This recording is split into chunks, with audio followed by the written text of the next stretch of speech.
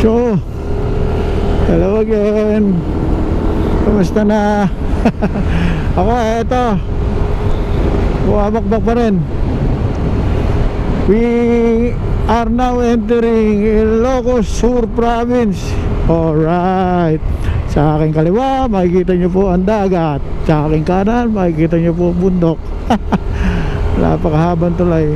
Ano kaya tawag nila rito? Pero hindi pa ito yung tulay na isa na maganda.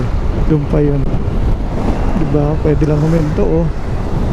Ayun, sa kanan yung Cordillera, nakaliwa naman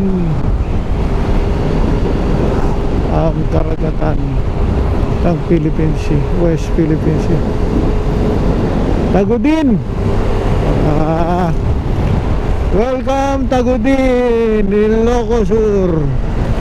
Ayun, oh, nandito yata yung Arco. So ayan na, magpipicture lang naman tayo. Yung ayan, kaya para remembrance natin, no? Alright. So ayan na nga po, may bayad ba yan? Sana walang bayad. Anyway, ito yung hinihintuan lagi ng mga traveler. Ayan. So, pipicture lang tayo.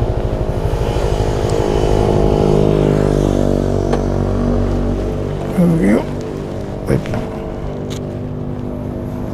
Kasi, oh, may tindahan na rin dito ng ano.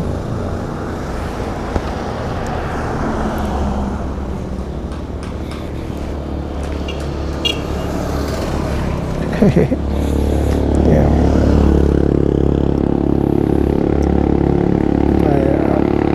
Ayun, oh. Tapos ako din syempre magpipicture din.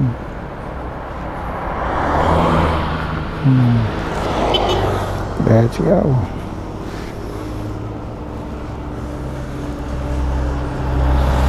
Galing naman ang shop nito.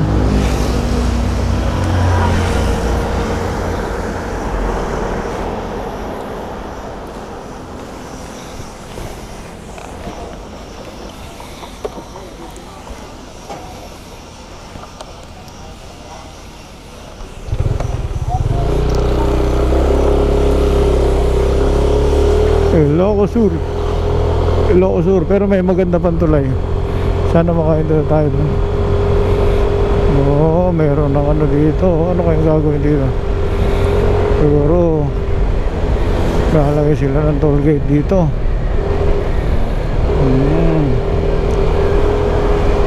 Nababayad ka na, no? Alright.